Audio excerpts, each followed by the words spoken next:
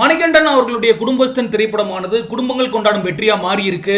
கொஞ்சம் கொஞ்சமா இந்த படத்துக்கான கூட்டமும் அதிகரிச்சுக்கிட்டு இருக்கு.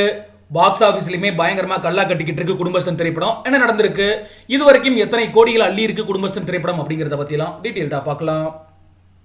தமிழ் சினிமாவுல வளர்ந்து வரக்கூடிய ஹீரோக்கள்ல முக்கியமான ஒருவரா மாறி இருக்காரு மணிகண்டன்.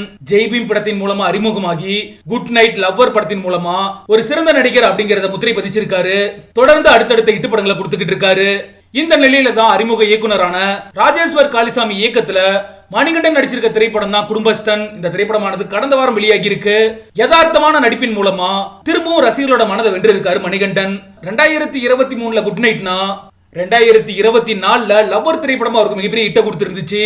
இதே மாதிரி தான் இப்ப 2025 குடும்பஸ்தன் திரைப்படமும் மணிகண்டனுக்கு மிகப்பெரிய இட்ட கொடுத்திருக்கு. இப்போதைக்கு ஹாட்ரிக் இட்ட கொடுத்திருக்காரு மணிகண்டன். குடும்பஸ்தன் திரைப்படத்தை பொறுத்தளவுக்கு ஒரு மிடில் கிளாஸ் பையன் வேற ஜாதி பொண்ண காதல் திருமணம் செஞ்சுக்கிட்டு வீட்டுல எந்த அளவுக்கு பிரச்சனைகளை சமாளிச்சு வேலை பார்க்குற இடத்துலயும் தனக்கு பிடிச்ச மாதிரி வாழ்றதுக்காக எந்த அளவுக்கு கஷ்டங்களை சமாளிக்கிறாரு, அவ்வளவு தடைகள்ல இருந்து ஒரு மிடில் கிளாஸ் மேனா எப்படி மீண்டு வராரு அப்படிங்கிறது தான் இந்த படத்தோட கதைக்களமா அமைஞ்சிருக்கு.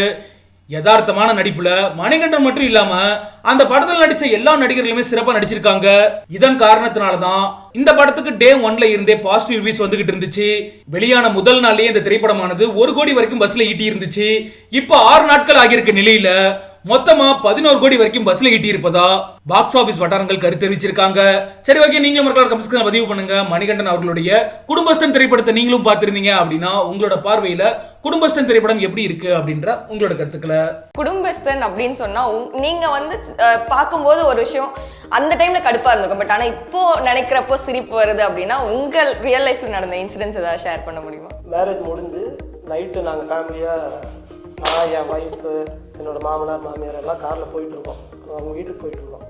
போகிற வழியில் ஒரு கணபதிங்கிற இடத்துல ஒரு டேர்ன் இருக்குது. அது திரும்பும்போது நேற்று இங்கே தான் பயங்கரமான ஆக்சிடென்ட்டு அப்படின்னாரு. ஸ்பாட் அவுட்டுங்க எனக்கு அவர் விவரிச்சு. கடுப்பாக இருந்தது ஜாலியாக இருக்குன்னா என்னுடைய நண்பர்கள் நிஜ குடும்பஸ்தர்களாக மாறி அவங்க வேதனைப்படுறதை பார்க்க ரொம்ப சந்தோஷமா இருக்கு. சாப்பாடு போடு அப்போ திரும்ப கறி போட்டேன். ஏன் நான் மிஸ்டேக் பண்ணேன்? I didn't understand what am I making a mistake. அதை ஃபாலோ பண்ணிட்டு டயலாக் வேற சொல்றாங்க கான்ஃபிடென்ட்டா. டயலாக் என்னன்னா இங்க பாரு ஓவரா பண்ணாத அப்படின்னு அந்த மாதிரி டயலாக் இருக்கு. இவங்க ஓவரா பண்ணாத அப்படின்னு சொல்றாங்க. நான் சாப்பாடு போடு, என்ன எல்லாரோட ஷாட்டும் இல்ல சாப்பாடு போடுனா திருப்பி கறி சாதம் இவ்வளவு இருக்கு அளவு கறி.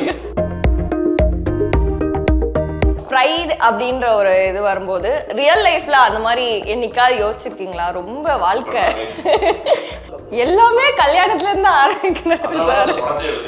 கல்யாணத்துக்கு முன்னாடி வேற மாதிரியான ஒரு ஃப்ரை இருக்கும். அது அம்மாவோட கைப்பக்குவம்னு சொல்லுவாங்க இல்லையா, அதுல ஃப்ரை ஆகிறது.